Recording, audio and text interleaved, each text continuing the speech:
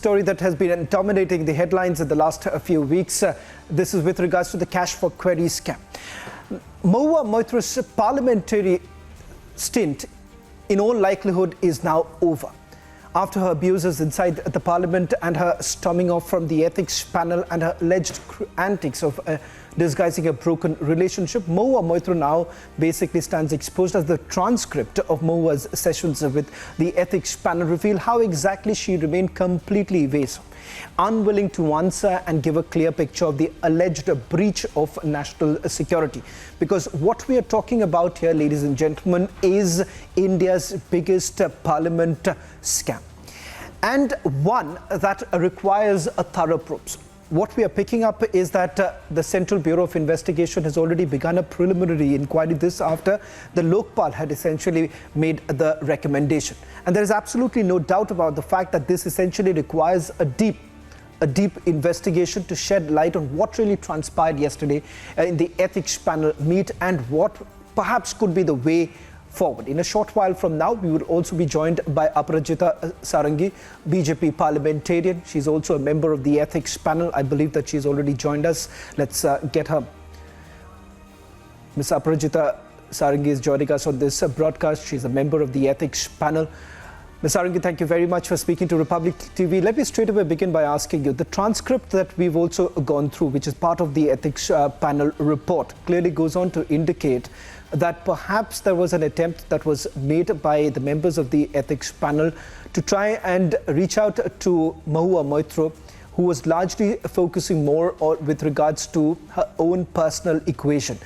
Could you help us understand what really transpired? Because this, as Mahua Moitra is saying, that you are not in a position to recommend any expulsion. It is the Privileges Committee that should be making that kind of a recommendation. At the outset, let me tell you that it is Parliamentary Standing Committee on Privileges and Ethics, of which I am a member. And it is well within its right to recommend the expulsion of any parliamentarian who misuses his or her position. Now, I think the entire nation is aware of what has happened in the past couple of weeks related to the scam, related to the cash for query. And let me tell you that there were 3 sittings of the Parliamentary Standing Committee on Privileges and Ethics. On 26th of October, we sat for the first time when the 2 complainants, Mr. Dehadrai and Honorable MP Shri Nishikant ji, had been called by the committee. We heard them at length. And thereafter, on 2nd of November, Mahua Moitra, the defendant, had been invited to come and answer the questions of the chairman and the members of the committee. Now, I remember both the complainants and the defendant were given opportunity of being heard. This is a beautiful expression in English, opportunity of being heard. We gave them ample time and we heard 3 of them at length on 2 dates. On the first day also there was voting. On the second day also there was voting. And of course, the majority, as you say, always won. And on the first day, we sat through the entire proceeding for a couple of hours. On 2nd of November, we were very keen. The entire committee was very keen that we should sit till late hours into the night. But unfortunately, by 5 p.m., the opposition party members became, I would say, impatient, and they walked out. Now, let me tell you, on the 2nd of November, when Mahua Moitra ji had been called by the committee, we listened to her patiently for 1 hour. She talked about her personal life, and I must say, the opposition party members and the NDA members, all of us sat together and listened to her. But immediately thereafter, when the chairman started asking questions, she lost her cool. And I think the entire nation knows what happened thereafter. She started hurling abuses at everybody, and then I think she chose not to answer the question, saying Draupadi ka cheer haran ho raha hai. In fact, Sri Danish Ali ji, Honorable MP, had made this statement, and Mahua Moitra ji and others actually toed the line, saying Draupadi ka cheer haran. Now, I am a woman. I am here to uphold the dignity of all women.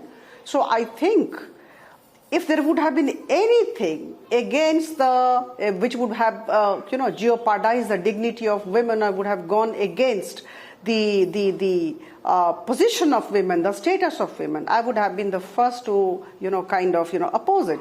But there was nothing like that. There was no Draupadi Ka Chirharan type of situation. Certain questions related to the affidavit filed by Hira Nandani had been asked by the chairman, which made her uncomfortable. Now here I must tell you that the chairman was candid enough to tell Mahua Moitra ji to choose not to answer any question in which she was uncomfortable.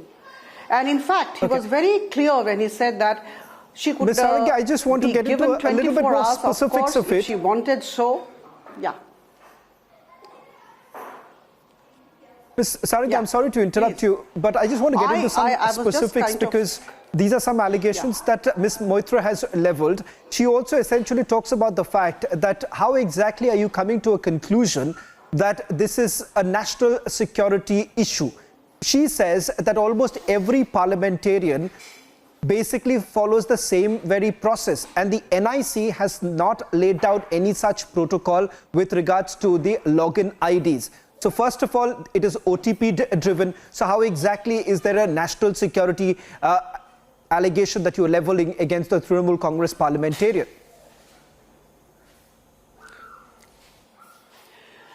See, I would just place two statements before you, which all of us have been kind of speaking every time. Thou shalt not kill, thou shalt not steal.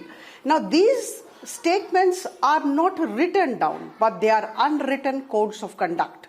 Now, Mahua Moitra ji is a parliamentarian. She is a people's representative. She stays in a glass house, and it is extremely important for her to behave responsibly.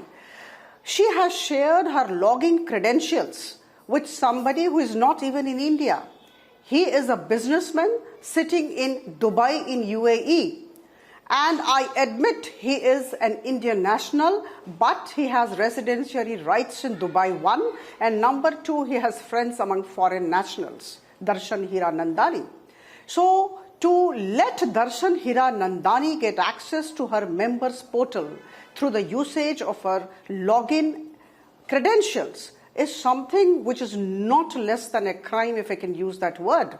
See, the fact remains that there are very secret documents, very important documents, crucial documents, including the various bills, including the various proposals of central government, which are uploaded. And it is only the NIC which actually handles the whole thing.